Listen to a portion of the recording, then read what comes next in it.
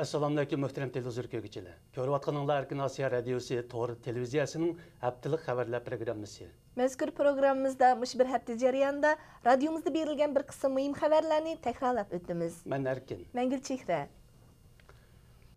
2010-2011 yillik Jungoda ma'muriy uchurning ochiq oshkorlik ahvoli nomli dokladda Uyg'ur avtonom rayoni Xitoyda ma'muriy uchur eng ochiq oshkor bo'lmagan rayon bo'lib olingan. Dokladni Beijing universitetiga qarashli bir ommaviy tadqiqot markazi Xitoydagi bir qancha oliy maktab bilan birlashib tayyorlagan. Dokladda Xitoydagi ministerlik, o'lka darajalik organlarning va bir qism nahiya viloyatlarining fuqarolarni hukumat ishlariga munosabatlik ma'muriy uchur bilan ta'minlash ahvoli rad etilib, Uyg'ur avtonom rayoni tekshirishga qatnashgan o'lka avtonom rayon, markaziy shaharlar ichidagi ma'muriy uchur eng ochiq oshkora bo'lmagan rayon bo'lib olingan.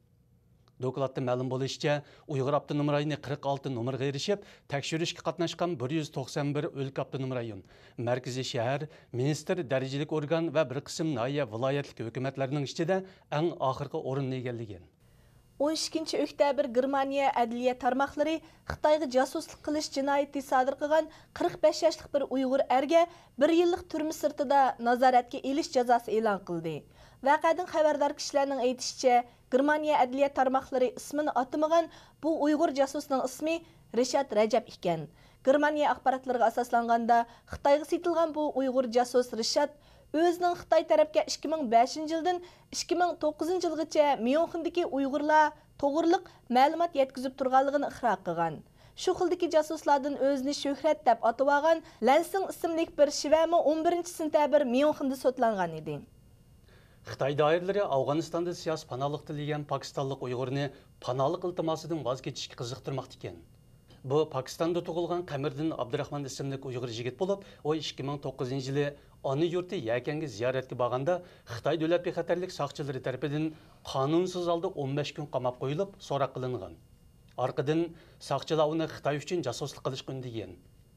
Qamariddin soqchilarga yolg'onda ma'qul bo'lib, davlati Pokistonga qaytgandan keyin Xitoy tarafi bilan aloqasini uzgan va josuslikqa zo'rlanganligini Erkin Osiyo radiosi orqali dunyoga oshkorlagan edi. Shuningdek keyin Pokistondagi noma'lum yerlik kishilar telefon orqali uningga tahdid silishga boshlagan. Natijada u ayoli va bolalarini olib Afg'onistonga ketib, Afg'onistondagi BDT musofirlar ishxonasidan panohlik tilagan.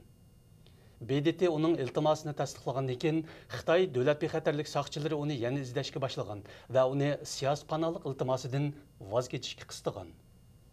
Inkaslarga qaraganda Uyg'urlar orasida ruhiy kasallar ko'paygan bo'lib, bu xildagi kishilarning soni 2009-yili Urumchida yuz bergan 5-iyul voqeasidan keyin ko'rinarli oshgan.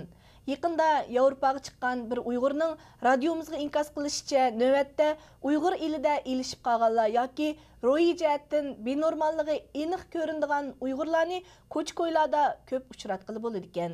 Bu ahvol 5-iyul voqeasidan keyin texmo gavdalik bo'lmoqda ekan. İsmini oshkorlashni xolamagan bu Uyg'ur 5-iyul voqeasidan keyingi ruhiy kasallarning sababini tushuntirib, ularning ko'pinchisi turmalarda qiyin qistoqqa ilinish jarayonida zaxmlanganlar deydi. Amerika Davlat Majlisi va hukumatining Jungo ishlar birlashma komiteti Jang Chunshan avtonom rayonga bosh sekretar qilib tayinlangandan keyin Uyg'urlarning turli haq-huquqlarining davomli tajovuzga uchrab kelayotganligini bildirgan. Hamda Amerika hukumatidan Uyg'urlarning vaziyatiga ko'ngil bilishini talab qilgan. Dokladning 4-bobi maxsus Uyg'urlarga ayrilgan bo'lib, Uyg'urlarning mushu 1 yil ichidagi vaziyati kishilik huquqni o'z ichiga olgan nurg'un sohalarda izchil nacharlik ilgari surilgan. Çarşamba günü e'lon qilingan mazkur dokladning mazmuni Xitoy jamiyatida mushu 1 yil ichida yuz bergan kishilik huquq, qonun bilan idora qilish, diniy erkinlik, mahbuslar, Uyg'ur, Tibet masalasi, ayollar huquqi qatorliq nurg'un sohalarga chetiladi. Ma'lumotlarga qaraganda, hukumat doiralari Bingtuan kivezliklarida ko'rilgan emgak kuchi qahatchiligini Uyg'ur dehqonlarni yetkash orqali hal qilmoqchi bo'lgan. Buning bilan Uyg'urlarning kivezliklaridami odam kuchi yetishmaslik hodisasi ko'rilgan. Ma'lumotlardan qaraganda, Xitoy oqqun ishchilar Uyg'ur eliga har yildagidek 100 minglab kelayotgan bo'lsa-mu, ular paxta terib pul tepishning o'rniga mablag' va qurilish turlaridan xizmat topgan bo'lg'achqa kivezliklarga ishlamchi yetishmaslik yuz bergan. Ziyoratimizda qabul qilgan bir dehqon bu yil paxta yig'ishga ishchi topolmayotganligini bildirdi. u kevazlarim o'xshagan bo'lsa-mu, vaqtida yig'almay ziyon chiqadigan bo'ldi deydi. 11 oktyabr Stokgolmdagi Sharq Osiyo muzeyida ataqlıq türkolog Gunnar Yarыңның namıga bag'ishlangan Qashqarda uchrashish nomli ilmiy doklad yig'ini ochildi. Yig'inga Uppsala Universiteti Türkologiya tadqiqot o'rnining boshlig'i professor Eva xonim riyosatchilik qildi. Gunnar Yarың Uyg'ur xalqiga tanishliq, Uyg'ur ilm ahlining orasida hurmatga sazovor Shvetsiyalik Uyg'ur shunoslarining biri bo'lib, Gunnar Yarыңның namıga bag'ishlangan bu faoliyat har yili 12 oktyabrga to'g'rilab o'tkazilib kelmoqda. Bu yil doklad berishga Stockholm etnografiya muzeyidagi tadqiqot bilan shug'ullanadigan Håkan Volkvistni taklif qilgan.